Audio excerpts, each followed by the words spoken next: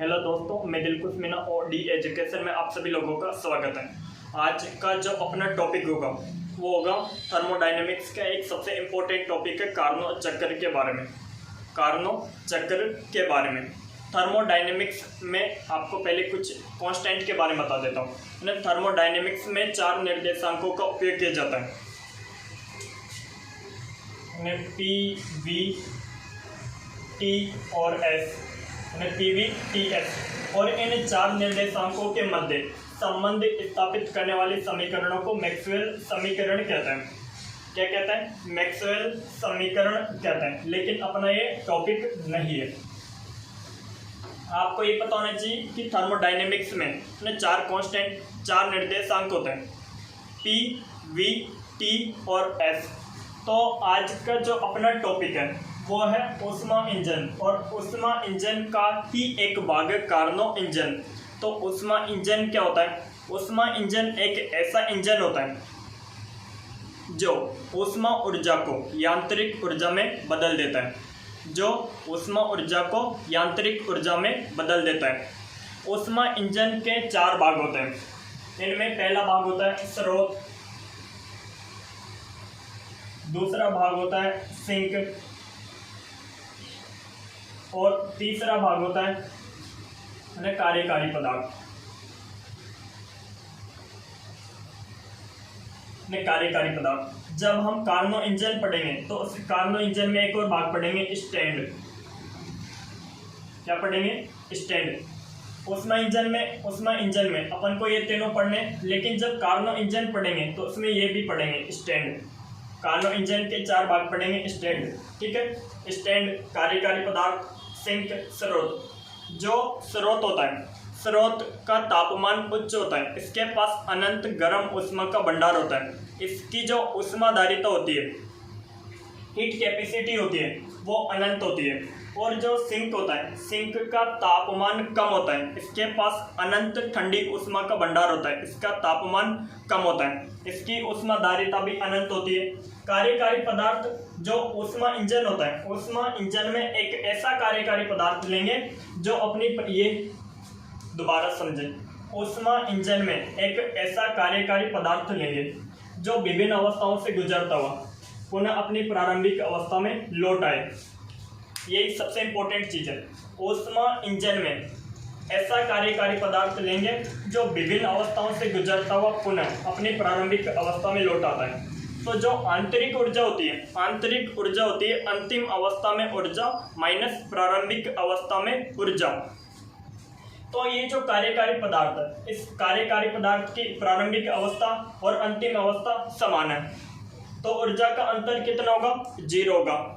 ऊर्जा का अंतर कितना होगा? 0। तो ये जो कार्यकारी पदार्थ होता है, इस कार्यकारी पदार्थ की जो आंतरिक ऊर्जा होती है वो 0 होती है, इंटरनल एनर्जी 0 होती है।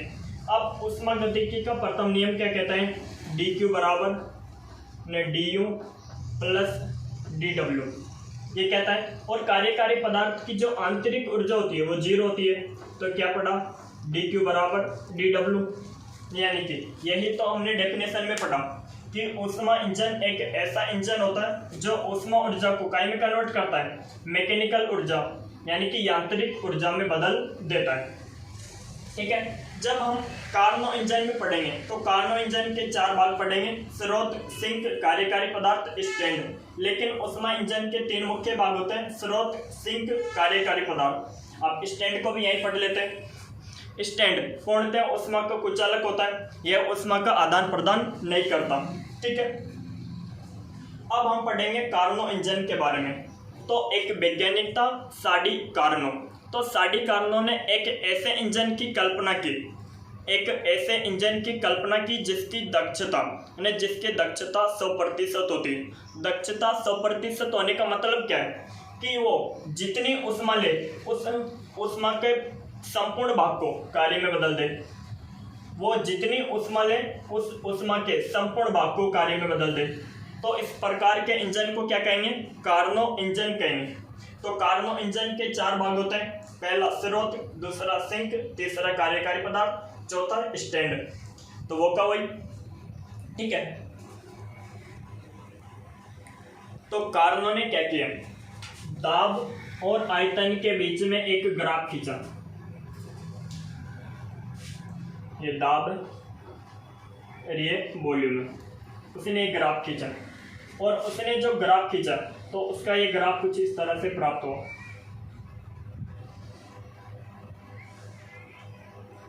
इस पॉइंट को नाम दे देते हैं ए, इस पॉइंट को नाम दे देते हैं बी, इस पॉइंट को नाम दे देते हैं सी, इस पॉइंट को नाम दे देते हैं डी। अभी आपको कुछ नहीं समझना है, आप तो सिर्फ ये ध्यान रखो कि कार्नो नामक वैज्ञानिक ने ग्राफ बनाए दाब और आयतन के बीच में। इस ग्राफ को मैं भी आपको समझाने वाला हूं। पहला लेते हैं अपन कार्यकारी पदार्थ, वर्क मेटर, कार्यकारी पदार्थ। ठीक है, अब ये कार्यकारी पदार्थ इस तरह से है कुछ।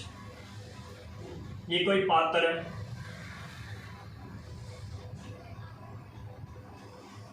पात्र की ये दीवार है, उष्मा की कुचालक है। क्या है? उष्मा की कुचालक है, यानी कि इस दीवार से उष्मा का विनिमय नहीं होता है। ये दीवार भी उष्मा की कुचालक है। लेकिन जो पात्र है, पात्र की ये वाली दीवार उष्मा की सुचालक है, उष्मा की कंडक्टर है। पात्र की ये दीवार उष्मा की इंसुलेटर, उष्मा की कुचालक है। और पात्र की ये दीवार उष्मा की सुचालक है।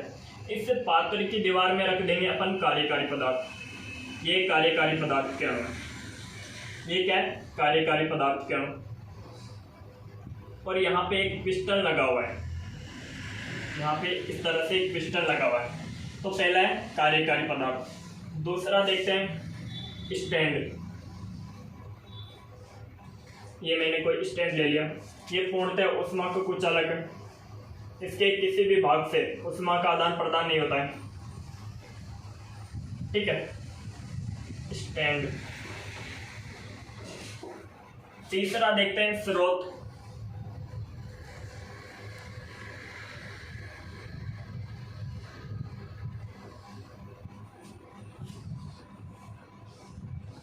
क्या देखते हैं? स्रोत। ये स्रोत है और ये सिंक है। सिंक की ये जो दीवार है ये पूर्णतः उष्मा की कुचालक है। सिंक की ये दीवार उष्मा की कुचालक है, ध्यान से समझिए। और ये दीवार उष्मा की सुचालक है। सिंक की ये दीवार उष्मा की कुचालक है और सिंक की ये वाली सतह उष्मा की सुचालक है। यही कंडीशन अपन लेंगे स्रोत में। स्रोत की ये जो दीवार है ये उष्मा की कुचालक है और ये वाली दीवार है उष्मा की सुचालक है। मैं मान लेता हूं सिंक का तापमान T1 केल्विन है और स्रोत का तापमान T2 केल्विन है। दोबारा से समझिए, ये कोई पात्र है।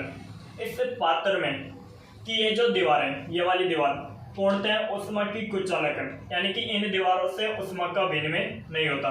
लेकिन ये जो दीवार ये उष्मा की सुचालक है, यानी कि इस दीवार से उष्मा का विनिमय होता है। और ये जो सिंक है, सिंक की ये दीवार उष्मा की कुचालक है, यानी कि इन दीवारों से उष्मा का विनिमय नहीं होता। लेकिन ये वाली जो दीवार है ये उष्मा की सुचालक है, इस दीवार से उष्मा का विनिमय होता है। ये स्टैंड है, पूर्णतः उष्मा की कुचालक है, इसके किसी भी भाग से उष्मा का विनिमय नहीं होता है। ये स्रोत है, स्रोत का तापमान ले रखा है T2 केल्विन, सिंक का तापमान ले रखा है T1 केल्विन। स्रोत की ये जो दीवार है ये उष्मा की कुचालक है, ये उष्मा की कुचालक है, लेकिन ये जो दीवार है उष्मा की सुचालक है। अब पहली प्रोसेस में अपन क्या करेंगे, कार्नो चक्र के अंदर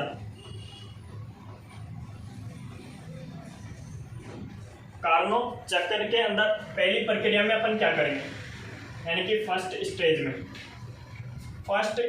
में इस कार्यकारी पदार्थ को उठाकर सिंक के ऊपर रख दूंगा। ये जो मैं बात बता रहा हूँ इसको ध्यान से सुने। फर्स्ट प्रक्रिया में क्या करेंगे, इस कार्यकारी पदार्थ को उठाकर सिंक के ऊपर रख देंगे, जो भी रिजल्ट आएगा भी समझेंगे। फिर सेकेंड प्रक्रिया में इस कार्यकारी पदार्थ को स्टैंड के ऊपर रख देंगे, रख दिया। फिर तीसरी प्रक्रिया में कार्यकारी पदार्थ को उठाकर सिंक के ऊपर रख देंगे, रख दिया। फिर चौथी प्रक्रिया में कार्यकारी पदार्थ को उठाकर स्टैंड के ऊपर रख देंगे। तो ये दिमाग आप ये कॉन्सेप्ट आपके दिमाग में घूमना चाहिए कि फर्स्ट स्टेज में क्या क्या कार्यकारी पदार्थ को उठाकर सिंक के ऊपर रखा, सेकेंड स्टेज में कार्यकारी पदार्थ को उठाकर स्टैंड के ऊपर रखा, ठीक है। थर्ड स्टेज में कार्यकारी पदार्थ को उठाकर सिंक के ऊपर रखा, चौथे स्टेज में कार्यकारी पदार्थ को उठाकर स्टैंड के ऊपर रखा। अब रखते हैं क्या होता है। जैसे ये अपना कार्यकारी पदार्थ है, तो यहाँ पे देखो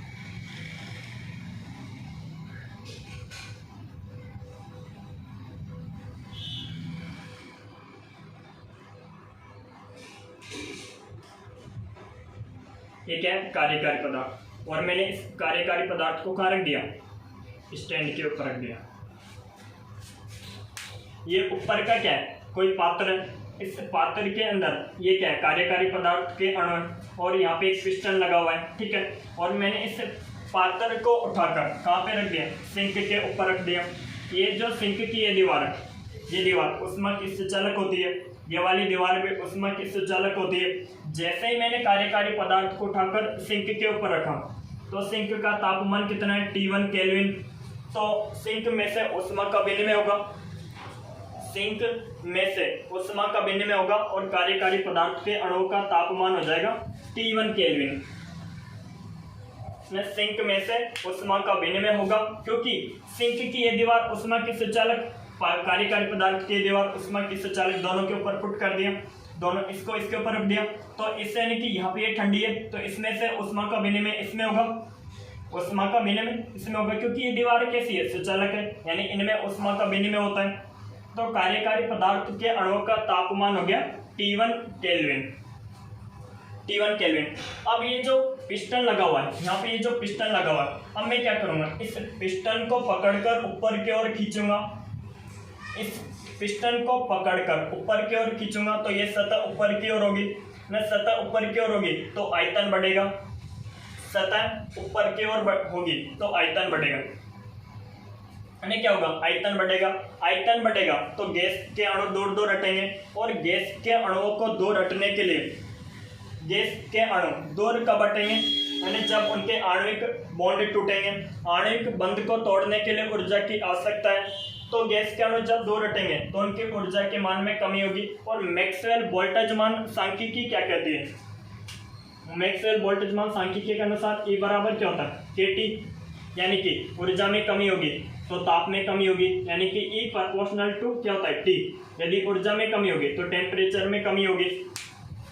यदि गैस के अणुओं की ऊर्जा में कमी होगी तो उनके तापमान में भी कमी होगी, और गैस के अणुओं का तापमान T1 केल्विन से घटने लगेगा। लेकिन सिंक क्या कहता है कि तू जब तक मेरे ऊपर है, तेरा तापमान कम नहीं होना चाहिए, तू जब तक मेरे ऊपर है, तेरा तापमान कम नहीं होना चाहिए। तुझे यानी कि जितना कार्यकारी पदार्थ के अणुओं का टेम्परेचर घटेगा, उतना तापमान सिंक कार्यकारी पदार्थ के अणुओं को लौटा देगा। दोबारा समझिए, मैंने क्या किया, पिस्टन को पकड़कर ऊपर की ओर खींचा, ये सतह ऊपर की ओर हुई, आयतन बढ़ा, गैस के अणु दूर हटे, गैस के अणु दूर हटे तो उनके बीच का आणविक बंध टूटा। आणविक बंध को तोड़ने के लिए ऊर्जा की आवश्यकता होती है, तो गैस के अणुओं की ऊर्जा कम हुई, ऊर्जा कम हुई तो तापमान में कमी आई। तो इसका तापमान शुरुआत में था T1 केल्विन, T1 केल्विन से घटने लगा। तो जितना तापमान घटने लगा, सिंक ने उतना तापमान कार्यकारी पदार्थ के अणुओं को लौटा दिया, जिससे कार्यकारी पदार्थ के अणुओं का टेम्परेचर T1 केल्विन का T1 केल्विन ही बना रहा। कार्यकारी पदार्थ के अणुओं का टेम्परेचर T1 केल्विन का T1 केल्विन ही बना रहा। अब इस ग्राफ को समझना स्टार्ट करें, बहुत ही खतरनाक तरीके से समझ में आएगा अगर आप इस ग्राफ को समझेंगे ना, तो ध्यान से समझें। यहाँ पे कार्यकारी पदार्थ के अणु, मैं इनका आयतन मान लेता हूँ B1, आयतन क्या है B1, और इसका प्रारंभ में टेम्परेचर कितना है ना T1, ध्यान से समझ। कार्यकारी पदार्थ को उठाकर सिंक के ऊपर रख दिया, यानी ये दीवार ऊष्मा की सुचालक होती है, तो इसमें से ऊष्मा का विनिमय हुआ, तो कार्यकारी पदार्थ के अणुओं का तापमान कितना हो गया T1, तो इसका प्रारंभ में आयतन है B1 और ताप है T1। फिर मैंने क्या किया, इस पिस्टन को पकड़कर ऊपर की ओर खींचा, तो आयतन ऊपर की ओर खींचा तो ये वाली सतह ऊपर की ओर हुई, तो आयतन B1 से बढ़कर हो गया B2। लेकिन इस प्रक्रिया में क्या हुआ, टेम्परेचर नियत बना रहा, यानी कि तापमान T1 का T1 ही बना रहा। अब आप ऊपर देख रहे होंगे कि इस प्रक्रिया में क्या हो रहा है, पिस्टन को पकड़कर ऊपर की ओर खींच रहे हैं, यानी कि प्रसार कर रहे हैं। और इसमें क्या हो रहा है, प्रसार कर रहे हैं और तापमान नियत हो रहा है, यानी कि एक ऐसा प्रसार है, समतापीय प्रसार है। तो यहाँ पे लिख दे समतापीय प्रसार, समतापीय प्रसार। अब ध्यान से समझिए,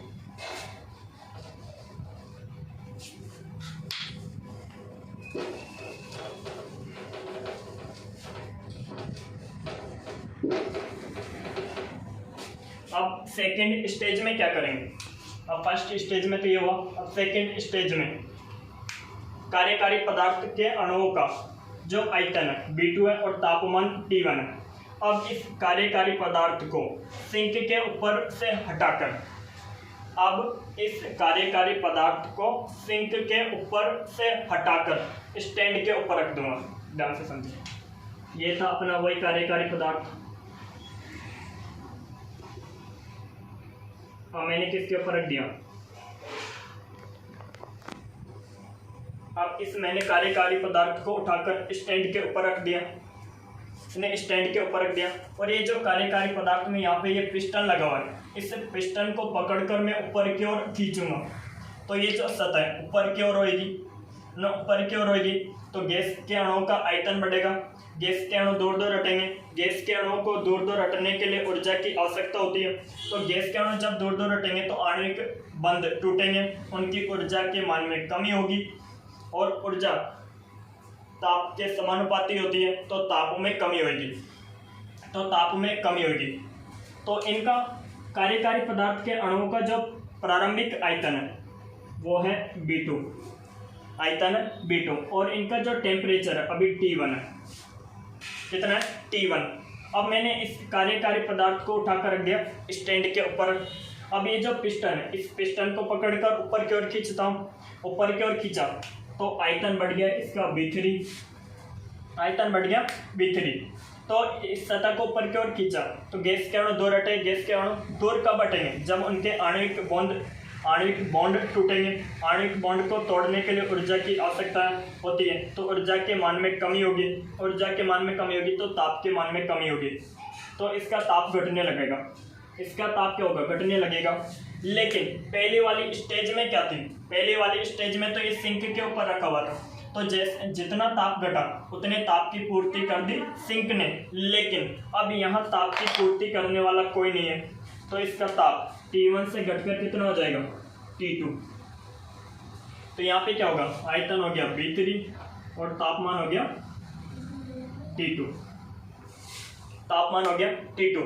अब इसमें क्या हो रहा है, अब इसमें ऊष्मा का विनिमय नहीं हो रहा, इसमें ऊष्मा का विनिमय नहीं हो रहा, ये यानी कि स्टैंड जो है पूर्णतः ऊष्मा का कुछ अलग होता है। ये जो कार्यकारी पदार्थ के अणुओं का तापमान है T1, कार्यकारी पदार्थ के अणुओं का के पास जो ऊष्मा, उस ऊष्मा का स्टैंड में विनिमय नहीं हो रहा। तो जब और रुद्धोष्म प्रक्रम की क्या परिभाषा है, ऐसा प्रक्रम जिसमें ऊष्मा का विनिमय नहीं होता। रुद्धोष्म प्रक्रम किसे कहते हैं, ऐसा प्रक्रम जिसमें ऊष्मा का विनिमय नहीं होता। और इस प्रक्रिया में क्या हो रही है, ऊष्मा का विनिमय नहीं हो रहा, और साथ में क्या करें, स्टैंड ये जो पिस्टन है, पिस्टन को पकड़कर ऊपर की ओर खींच रहे, प्रसार कर रहे हैं, तो इसे कहेंगे रुद्धोष्म प्रसार। अब आपकी कहानी समझ में आई होगी, इसे क्या कहेंगे, रुद्धोष्म प्रसार, यानी क्या कहेंगे, रुद्धोष्म प्रसार। दूसरी स्टेज भी कंप्लीट, दूसरी स्टेज कंप्लीट। अब तीसरी स्टेज में क्या करेंगे,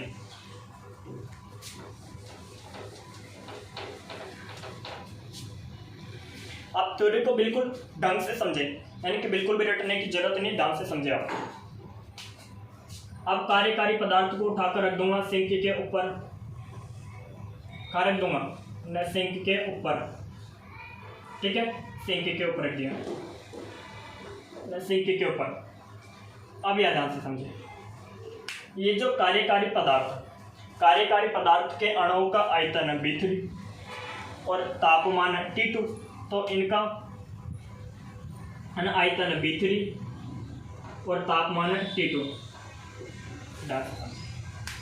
अब मैंने क्या किया, कार्यकारी पदार्थ को उठाकर सिंक के ऊपर रख दिया। अब ये जो कार्यकारी पदार्थ, इस कार्यकारी पदार्थ के अणुओं का आयतन V3 और तापमान है T2। अब मैं क्या करूँगा, ये जो पिस्टन है, दो कंडीशन में तो क्या किया अपन ने कि प्रसार किया, पहली और सेकंड कंडीशन में क्या किया, प्रसार किया, और तीसरी और जो चौथी कंडीशन है इसमें संपीड़न करेंगे, कंप्रेशन करेंगे,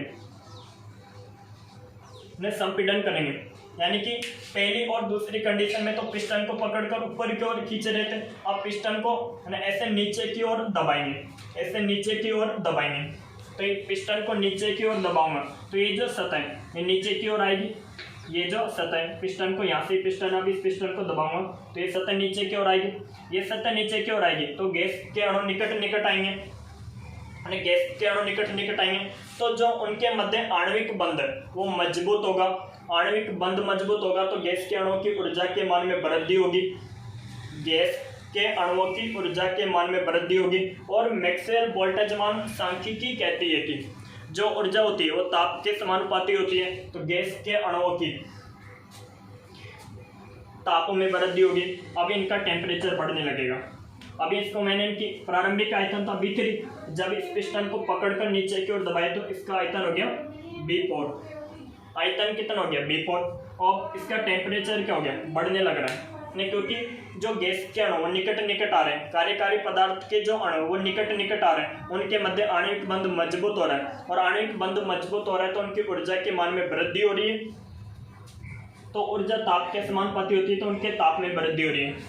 लेकिन सिंक कहता है कि तू जब तक मेरे साथ है तेरा ताप नियत रहना चाहिए, लेकिन यहाँ तो ताप में वृद्धि हो रही है। ध्यान से समझे इस कॉन्सेप्ट को, यहाँ पे आप कंफ्यूज होते हैं। यानी कि यहाँ पे क्या हो रहा है, कार्यकारी पदार्थ के अणु के तापमान में वृद्धि हो रही है, लेकिन सिंक क्या कहता है कि तू जब तक मेरे साथ है तेरा ताप नियत रहना चाहिए। यानी कि कार्यकारी पदार्थ के अणु के तापमान में वृद्धि हो रही है तो सिंक इससे कहता है कि तेरे तापमान में जितनी वृद्धि हो रही है उतना तापमान मुझे दे दे, तेरे तापमान में जितनी वृद्धि हो रही है उतनी ऊष्मा मुझे दे दे। तो इसके तापमान में जितनी वृद्धि होती है ये उतनी ऊष्मा किसको दे देता है, सिंक को दे देता है। तो इसका टेम्परेचर T2 का T2 ही बना रहता है। तो यहाँ पे तीसरी कंडीशन में क्या हो गया, D पर आयतन हो गया V4 और टेम्परेचर हो गया T2। अब मैंने क्या किया, पिस्टन को पकड़कर नीचे की ओर कंप्रेस किया, नीचे की ओर दबाया तो संपीड़न किया, नीचे की ओर दबाया संपीड़न किया, प्रक्रिया में क्या रहा, टेम्परेचर नियत रहा, तो इसे क्या कहेंगे, संपीड़न, समतापीय संपीड़न, समतापीय संपीड़न। ठीक है, आप वही चौथी स्टेज पे आ जाओ। चौथी स्टेज में क्या करेंगे, इस कार्यकारी पदार्थ को सिंक के ऊपर से हटाकर अब स्टैंड के ऊपर रख देंगे, वही प्रक्रिया। ये स्टैंड है, ये जो कि पूर्णतः ऊष्मा का कुछ अलग है, ऊष्मा का विनिमय नहीं होता है इसमें। यहाँ पे कार्यकारी पदार्थ, अब कार्यकारी पदार्थ के अणुओं का आयतन है V4 और तापमान है T2, तापमान कितना है T2। अब मैं क्या कर रहा हूँ, इस पिस्टन को पकड़कर नीचे की ओर दबा रहा हूँ तो ये जो सतह है नीचे की ओर आ रही है, नीचे की ओर आ रही है तो गैस के अणुओं पर दाब बढ़ रहा है, तो गैस के अणुओं के मध्य जो आणविक बंध है वो मजबूत हो रहा है, तो आणविक बंध मजबूत हो रहा है यानी कि गैस के अणुओं की ऊर्जा के मान में वृद्धि हो रही है। और मैक्सवेल बोल्ट्जमान सांख्यिकी कहती है कि जो ऊर्जा होती है वो ताप के समानुपाती होती है, तो इनके ताप में वृद्धि हो रही है, इसके ताप में, कार्यकारी पदार्थ के अणुओं के ताप में वृद्धि हो रही है। तीसरी स्टेज में क्या था, यहाँ पे स्टैंड की जगह सिंक था, तो यानी कि जितने टेम्परेचर में वृद्धि हो रही थी उतनी ऊष्मा ये किसको दे रहा था, सिंक को दे रहा था, तो इसका तापमान ये था। लेकिन अब यहाँ पे ऊष्मा का आदान प्रदान नहीं होगा, ऊष्मा का आदान प्रदान नहीं होगा, तो इसका आयतन V4 से बढ़कर हो जाएगा V1, V4 से घटकर हो जाएगा V1 और टेम्परेचर हो जाएगा T1। तो इसमें देखें आयतन V4 से घटकर हो गया V1 और टेम्परेचर T2 से बढ़कर हो गया T1। इसमें क्या हो रहा है ना, ऊष्मा का विनिमय नहीं हो रहा। स्टैंड, ये जो ये कार्यकारी पदार्थ जिस पात्र में रखा हुआ है, यहाँ पे कार्यकारी पदार्थ के अणु है, कार्यकारी पदार्थ के अणुओं के ताप में वृद्धि हो रही है, ये अपनी ऊष्मा इस स्टैंड को नहीं दे रहे हैं, ऊष्मा नहीं दे रहे हैं। तो रुद्धोष्म प्रक्रम क्या कहता है? ऐसा प्रक्रम जिसमें ऊष्मा का विनिमय नहीं होता, नहीं हो रहा भाई, तो इसे क्या कहेंगे? ओरेन की पिस्टन को पकड़कर नीचे की ओर दबा रहे, संपीड़न कर रहे, तो इसे कहते हैं रुद्धोष्म संपीड़न। मेरे हिसाब से आपके ये समझ में आ गया होगा, और अब भी समझ में नहीं आया तो भाई सब समझ में आएगा भी नहीं। अब अपन इसकी गणितीय कैलकुलेशन करेंगे, ध्यान से समझें।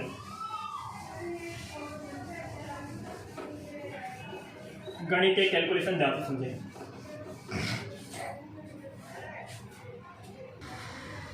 अब इसकी गणितीय व्याख्या करते हैं, गणितीय कैलकुलेशन करते हैं, गणना करते हैं। तो पहले समझा, पहले में क्या हुआ ना, समतापीय प्रसार हुआ पहली स्टेज में। दूसरी स्टेज में क्या हुआ? रुद्धोष्म प्रसार हुआ। तीसरी स्टेज में समतापीय संपीड़न।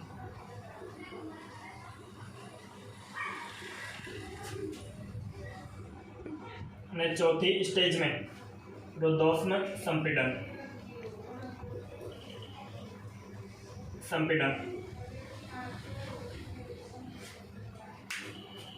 तो हम लोग जानते हैं कि जो कार्नो इंजन था, कार्नो इंजन में जो कार्यकारी पदार्थ लिया था, ये कार्यकारी पदार्थ यहाँ से इसने चलना स्टार्ट किया, इस प्रक्रम में चला, फिर इस प्रक्रम में चला, फिर इस प्रक्रम में, और लास्ट में उसी अवस्था में लौट आया, तो इसकी जो आंतरिक ऊर्जा होती है वो कितनी होती है? शून्य होती है। आंतरिक ऊर्जा कितनी होती है? शून्य होती है। तो ऊष्मागतिकी के प्रथम नियम के अनुसार dq बराबर du प्लस यानी कि pdv, तो इसकी आंतरिक ऊर्जा कितनी हुई? 0। तो dq बराबर यानी कि dw, क्या dq बराबर dw, ठीक है। अब अपन निकालते हैं कार्नो इंजन द्वारा किया गया कार्य, यानी कि dw बराबर अपन को निकालना pdv। तो ध्यान से समझें, ये 4 स्टेज में प्रक्रम कंप्लीट हो, तो w बराबर इंटीग्रेशन कर देते हैं pdv, ठीक है, pdv। तो w बराबर कुल कार्य बराबर एक आएगा w1 plus w2 plus w3 plus w4। समतापीय प्रसार में कार्य निकालेंगे, रुद्धोष्म प्रसार में कार्य निकालेंगे, तीसरे के समतापीय संपीड़न में कार्य निकालेंगे, चौथा रुद्धोष्म संपीड़न में कार्य निकालेंगे। तो पहला निकालते हैं समतापीय प्रसार में कार्य। तो W बराबर क्या होता है? pdv। तो समतापीय प्रसार में जो आयतन है B1 से बढ़कर B2, तो B1 से B2, लेकिन कौन सा प्रसार है? समतापीय प्रसार। तो उस आदर्श गैस समीकरण यूज में लेते हैं, PV बराबर RT, लेकिन PV बराबर nRT होता है, n बराबर 1 मोल के लिए, ठीक है। अब यहाँ पे टेम्परेचर कितना है समतापीय प्रसार में? T1, तो यहाँ पे लिख दो T। तो P की जगह क्या लिख सकते हैं? RT1/B लिख सकते हैं, इस मान को यहाँ पे लिख दो, B1 B2 RT1/B और ये dv। RT1 को बाहर निकाल लो, B1 से B2 और dv/B, तो 1/B का समाकलन होता है log B, तो RT1 log B, B1 से B2, तो ये हो जाएगा RT1 है ना, RT1, ठीक है, और log B2 minus log B1, तो इसको इस तरह से लिख सकते हैं B2/B1। यहाँ पे ये E है। अब आगे इससे यानी कि यहाँ पे 10 लिखना है, 10 बेस में से बनाना है, तो 2.303 से आगे गुणा कर दो, 2.303 RT1 log 10 B2/B1। तो पहला समतापीय प्रसार में किया गया कार्य ये है, कुछ नहीं किया, कार्य बराबर W बराबर होता है कि pdv, है ना। और आदर्श गैस समीकरण होती है पीवी बराबर आर टी, तो पी की जगह R T one upon B, क्योंकि समतापीय प्रसार में टेम्परेचर कितना है टी वन और यहाँ पे भी टी है, तो टेम्परेचर कितना है टी वन, तो यहाँ पे लिख दिया टी वन, यहाँ पे मान रखा R T one, B one से B two, one upon B का जो समाकलन होता है log b होता है, तो R T one log B two minus log B one, तो इसको इस तरीके से लिख सकते हैं। यहाँ पे बेस में e है, तो e को 10 में बदलना है, 10 बेस में बनाना है, तो 2.303 से आगे गुणा कर दो, तो ये हो गया। सेकेंड निकालते हैं अपन, मिटा देते हैं इसको, ये तो अपना फर्स्ट हो गया। नेक्स्ट सेकेंड वर्क निकालते हैं W2 रुद्धोष्म प्रसार के लिए, वही PdV आयतन जो है ना B2 से B3 हो रहा है, लेकिन आपको पता होना चाहिए एक होती है रुद्धोष्म अवस्था समीकरण, अपन किसके लिए पढ़ रहे हैं रुद्धोष्म प्रसार के लिए, तो रुद्धोष्म अवस्था समीकरण होती है PV gamma equal to K, तो यहाँ से इनकी P का मान निकालेंगे तो K B की पावर माइनस गामा, तो यहाँ पे पुट कर दो B2 और यहाँ पे B3, मतलब P की जगह K B की पावर माइनस गामा dV, तो K को बाहर ले लो, ठीक है, B2 और B3 और B की पावर माइनस गामा और dV, इसका समाकलन करेंगे ने क्या होगा, यानी कि x की पावर n का समाकलन क्या होता है x की पावर n+1 अपॉन n+1, तो यहाँ पे माइनस गामा है, तो इसका समाकलन होगा b minus gamma plus 1 upon minus gamma plus 1 limit में B2 से लेकर B3, तो यहाँ पे बार k है, ठीक है। अब यहाँ पे माइनस गामा प्लस 1 मैं इस तरह से लिख सकता हूँ 1 माइनस गामा, ठीक है। अब यहाँ पे b 1 माइनस गामा, लेकिन एक लिखेंगे B3 1 minus gamma minus B2 1 minus gamma, लिख दिया, के 1 माइनस गामा B3 है ना 1 माइनस गामा और B2 1 माइनस गामा, ठीक है। तीसरा निकालते हैं समतापीय संपीड़न में, आप इन्हें ध्यान से देखना, हाँ अलग से आप इन्हें एक बार देख लो या लिख लो। अब अपन निकालेंगे समतापीय संपीड़न में,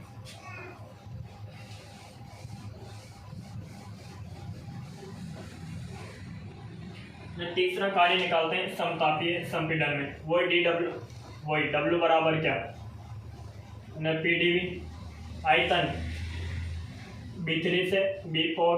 अब यहाँ पे समतापीय संपीड़न की बात करें तो आदर्श गैस समीकरण PV बराबर R न T होता है, NRT होता है, N बराबर 1 मोल के लिए बात करें, और समतापीय संपीड़न में जो टेम्परेचर होता है वो T2 होता है, यानी कि B पर भी टेम्परेचर T2 ही होता है और C पर भी टेम्परेचर T2 होता है, यानी कि समतापीय संपीड़न, यानी कि इसका मतलब टेम्परेचर नियत रहता है, समतापीय यानी कि टेम्परेचर नियत, तो T2 टेम्परेचर रहता है, तो P बराबर वही प्रक्रम RT2 अपॉन B, रख दो यहाँ पे वही पहले जैसी कैलकुलेशन, RT2 क्या आएगा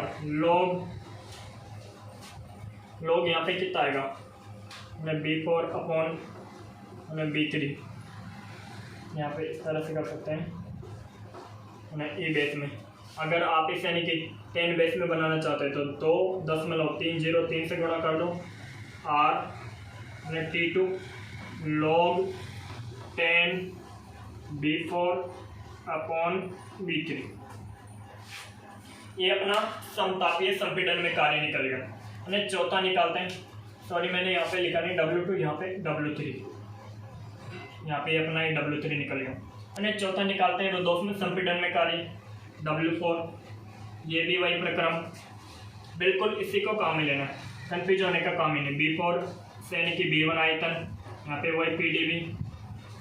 अब यहाँ पे रुद्धोष्म प्रक्रम है तो रुद्धोष्म अवस्था समीकरण काम में लेंगे, तो वही PV गामा इक्वल टू क्या K, तो P बराबर है कि K B की पावर माइनस गामा, तो यहाँ पे रख दो B4, यहाँ पे B1 K B की पावर माइनस गामा और यहाँ पे dV। इसको मैं यहाँ पे लिख रहा हूँ।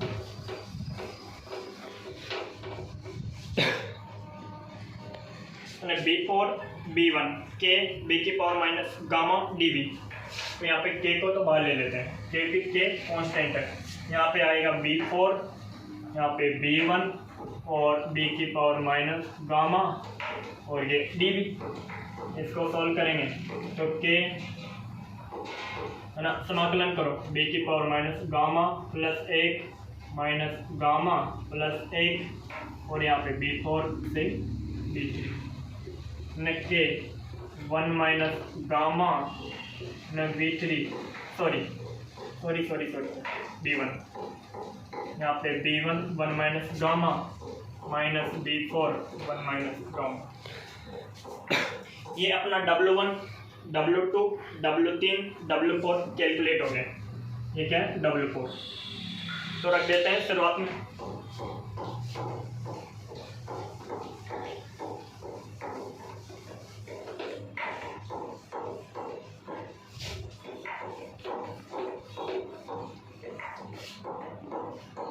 क्या कुल कार्य W बराबर W1 plus W2 plus W3 plus W4 रखते हैं।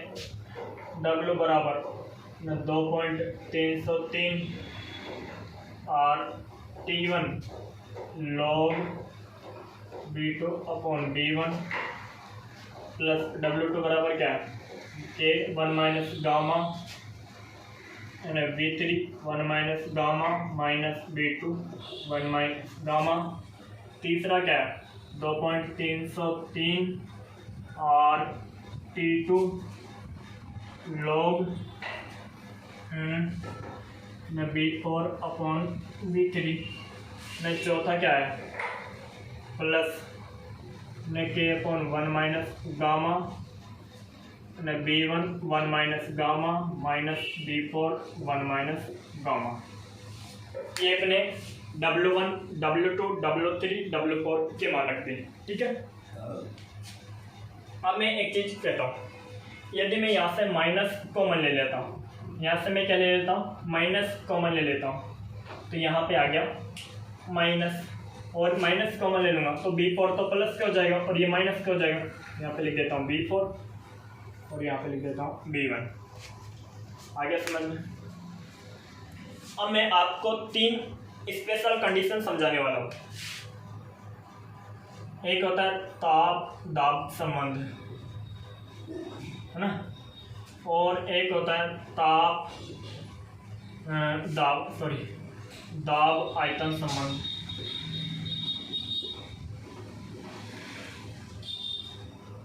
है ना, और एक होता है ताप आयतन संबंध। हालांकि मैं इसमें से 2 ही काम में लूँगा, लेकिन आपको 3 समझने चाहिए। एक होता है ताप दाब संबंध, एक होता है दाब आयतन संबंध, एक होता है ताप आयतन संबंध। दाब आयतन संबंध PV गामा बराबर क्या होता है K होता है रुद्धोष्मावस्था समीकरण से, है ना। ताप आयतन यहाँ पे ताप दाब संबंध और ताप आयतन संबंध होता है TB 1 minus gamma equal to K। ध्यान से समझे। ताप आयतन संबंध होता है TB 1 minus gamma equal to K। दाब आयतन संबंध होता है PB गामा बराबर K और ताप दाब संबंध होता है TP 1 minus gamma upon gamma equal to K। TP 1 minus gamma upon gamma equal to K। लेकिन अपन को जो अभी पढ़ना है वो ये पढ़ना है दाब आयतन संबंध, ठीक है।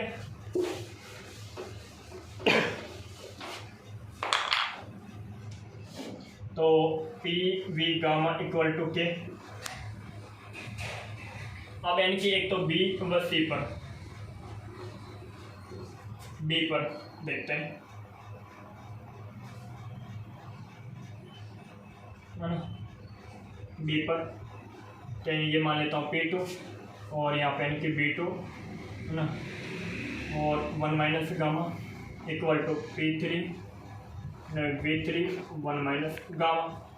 एक लेते हैं यानी कि D व ए पर।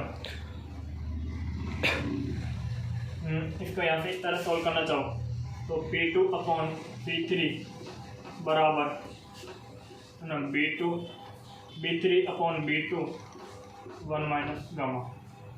तीसरा डी वाई ए पर, वह डी पर क्या है P4 है ना, और B4 1 माइनस गामा।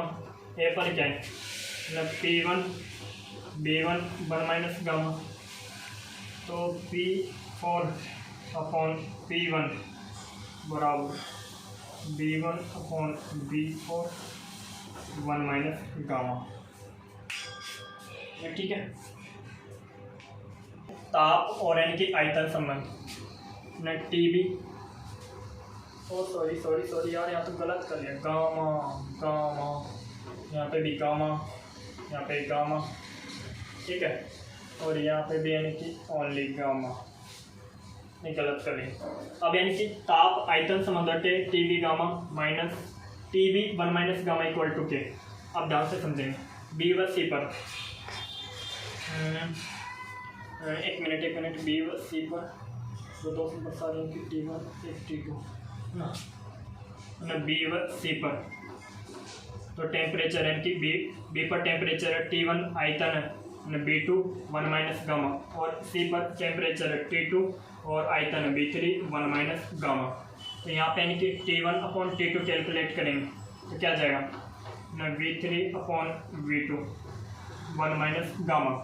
अब यानी कि इस 1 माइनस गामा को इधर भी तो ला सकते हैं, ये क्या बनेगा यानी एक 1 अपॉन 1 माइनस गामा। ठीक है, आपको यहाँ पे थोड़ा साफ नहीं दिख रहा होगा, एक मिनट इसको मिटा देते हैं यहाँ से, है ना। यहाँ पे TV 1 माइनस गामा, तो कुछ नहीं किया यानी कि बी पर इस कंडीशन को लागू किया। बी पर इनकी टेम्परेचर T1 और आयतन B2 1 माइनस गामा। सी पर इनकी तापमान T2 आयतन B3 1 माइनस गामा। यहाँ पे T1 अपॉन T2 बराबर B3 upon B2 1 minus gamma. इस 1 माइनस गामा को इधर ले आए तो यह है। अब ये तो बी व सी पर। अब यानी कि बात करते हैं डी व ए पर, है ना। डी व ए पर क्या होगा ना, डी पर इनकी टेम्परेचर बताओ कितना है ना, T2 है, आयतन है B4 1 माइनस गामा, और ए पर टेम्परेचर कितना है T1 है, आयतन है B1 और 1 माइनस गामा। ठीक है, अब यहाँ पे अपन को T1 अपॉन T2 निकालना है, तो यहाँ से इनकी T1 अपॉन T2 बराबर क्या जाएगा ना B4 upon B1 1 minus gamma. अब मैं यहाँ पे भी वही प्रोसेस काम में कर रहा हूँ। T1 अपॉन T2 बराबर B4 अपॉन B1, यहाँ पे 1 माइनस गामा, तो इस 1 माइनस गामा को यहाँ पे 1 माइनस गामा लिख सकता हूँ। ऐसे समझिए जैसे x की पावर n बराबर n की t आ रहा है ने t आ रहा है, तो यहाँ पे इस तरह से लिख सकते हैं ना, t बराबर n x बराबर t की पावर 1 अपॉन n लिख सकते हैं, हम बिल्कुल लिख सकते हैं। तो ये मैंने काम किया यहाँ पे, तो ये हो गया। अब यहाँ से समझे, एक तो ये वाली कंडीशन समझे और एक ये वाली कंडीशन दोनों सेम आ रही है, और यहाँ पे क्या रहा है B3 अपॉन B2 बराबर B4 अपॉन B1। तो यहाँ पे देखिए B3 अपॉन B2 बराबर B4 अपॉन B1 ना, B3 अपॉन B2 बराबर B4 अपॉन B1। तो यहाँ पे ध्यान से सुनना, B3 की जगह क्या लिख सकते हैं B3 की जगह B4 और B2 की जगह क्या लिख सकते हैं B1। तो ये वाली क्या मैं पूरा मिटा देता हूँ, मैं पूरा ही मिटा देते हैं, वरना एक कन्फ्यूजन ही रहेगा, पूरा मिटा देते हैं।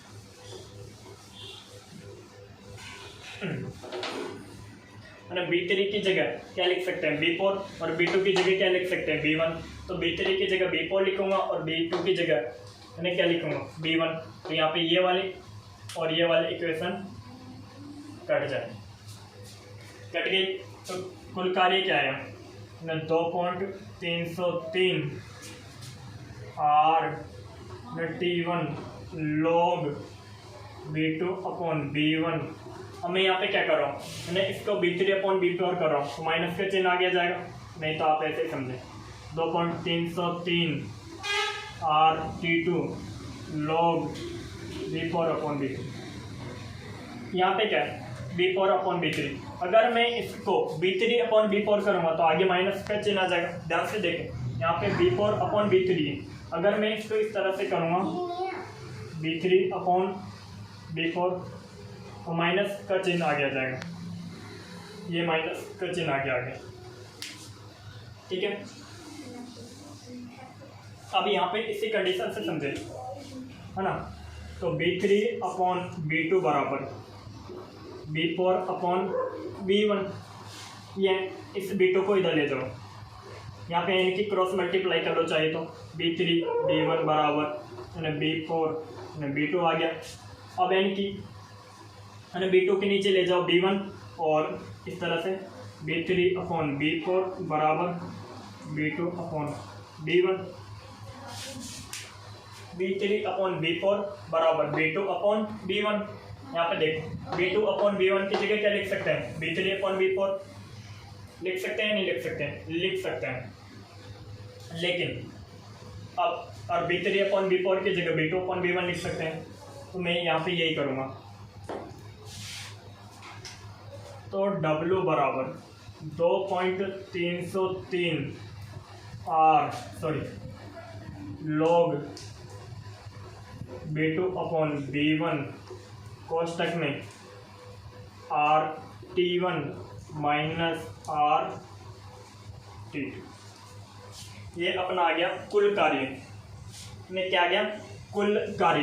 यहाँ से यानी कि आप R कॉमन ले लो, आगे W बराबर 2.303 R log B2/B1 कोष्टक में कि T1 माइनस T2।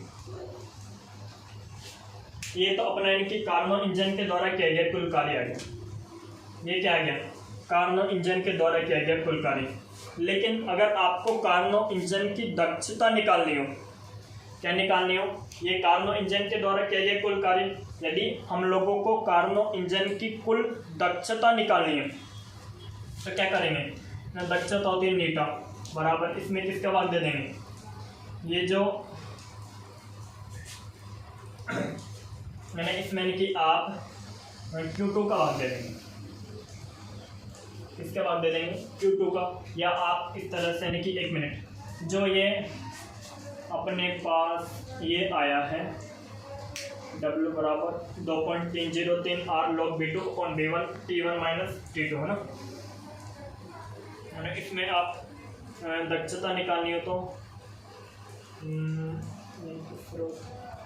ऐसे समझे आप, थोड़ा इसका समझे। जैसे ये कार्यकारी पदार्थ होता है, ये अपने पास स्रोत होता है और ये अपने पास यानी कि सिंक होता है,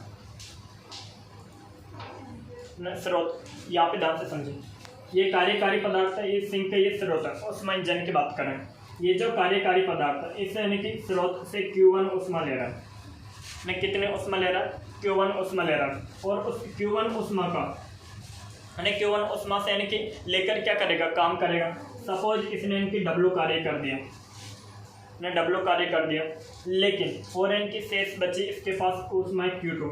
ऐसे समझे, जैसे इसने 100% उष्मा ली Q1 और इसका 90% भाग काम कर दिया, बचेगी इनकी 10% उष्मा, ये लिख दी मैंने Q2। अब मुझे क्या निकालनी है, दक्षता निकालनी है। क्या निकालनी है, उष्मा इंजन की दक्षता निकालनी है। तो कैसे निकालूंगा, नीटा बराबर क्या होगा, कितना कार्य है, W/Q। अब मुझे दक्षता निकालनी है तो कैसे निकालूंगा, नीटा बराबर W/Q1। यदि आप लोगों के समझ में ना आया तो दोबारा से समझे। ये कोई कार्यकारी पदार्थ है, ये स्रोत है, ये सिंक है। अब कार्यकारी पदार्थ को काम करने के लिए उष्मा की आवश्यकता है, उष्मा लेकर ही तो काम करेगा। तो ये स्रोत से Q1 उष्मा लेता है और उस Q1 उष्मा से W कार्य कर देता है, इसके पास से उष्मा बचती Q2 जो ये सिंक को दे देता है, सिंक को दे देता है। अब आप ऐसे मानो कि इसने की 100% उष्मा लिए, उसका 90% तो काम में कार्य कर दिया, बची 10% उष्मा ये किसको दे दी, सिंक को दे दी। तो अगर हम इसकी दक्षता निकालेंगे, नीटा बराबर W/Q, तो कुल उष्मा कितनी थी 100, कितना काम किया 90, तो दक्षता कितनी आ गई 0.9, या कितनी आ गई 0.9, दक्षता कितनी आ गई 0.9। वैसे ही ये जो कार्य है, अब इसकी दक्षता निकालनी है, तो यानी कि इसमें किसका भाग दे देंगे, यानी किसका भाग दे देंगे, Q1 का भाग दे देंगे, यानी किसका भाग दे देंगे, Q1 का। अब ये Q1 क्या है, आप ध्यान से समझिए, अब ध्यान से समझिए। अपन ने क्या किया, पहली स्टेज में क्या किया था कि जो कार्यकारी पदार्थ था, कार्यकारी पदार्थ को उठाकर अपन लोगों ने सिंक के ऊपर रख दिया, सिंक के ऊपर रख दिया। ये जो W1 आता है ना, W1 ये Q1 के बराबर आता है और ये W2 बराबर आता है Q2 के। कैसे, W1 में क्या आता है, सॉरी W3, ये होता है समतापीय प्रसार। आप इसको ध्यान से समझिए, कंफ्यूज होंगे आप लोग कि मैं कैसे लिख रहा हूँ। समतापीय प्रसार ये होता है रुद्धोष्म प्रसार, सॉरी समतापीय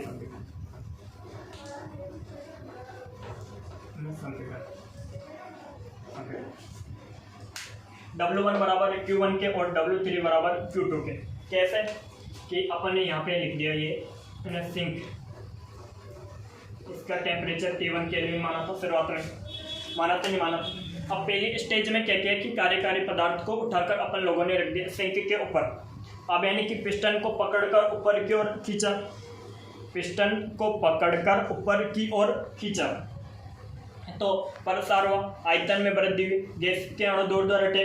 तो जो कार्यकारी पदार्थ के अणुओं का तापमान था, यानी गैस के अणु दूर दूर हटेंगे तो ऊर्जा के मान में कमी होगी, और मैक्सवेल वोल्टेज मान सांख्यिकी के अनुसार ऊर्जा ताप के समानुपाती होती है, तो ताप में कमी होने लगी थी, तो ताप में कमी होने लग गई थी।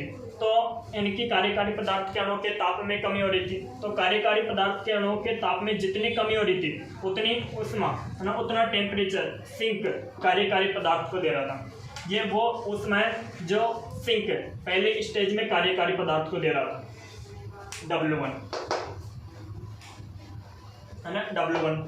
अब यहाँ पे इनकी Q1 उष्मा दी है ना, ये आपने समझा होगा, इसी स्टेज से निकालेंगे। फिर तीसरी कंडीशन में क्या थी, समतापीय संपीड़न, पिस्टन को पकड़कर नीचे की ओर दबाए, गैस के अणुओं पर इनकी बल दाब बढ़ा, तो गैस के अणु निकट आए, आणविक बंध मजबूत हुआ, ऊर्जा के मान में वृद्धि हुई और ताप में वृद्धि हुई, ताप में वृद्धि हुई। तो कार्यकारी पदार्थ के अणुओं ने इनकी सिंक को कितनी उष्मा दी थी, यानी Q2 उष्मा दी थी,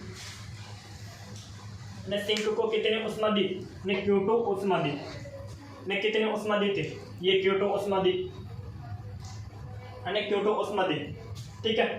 तो यही अपन यहाँ पे पढ़ रहे हैं। तो W1 की जगह क्या है, Q1 और W3 की जगह Q2।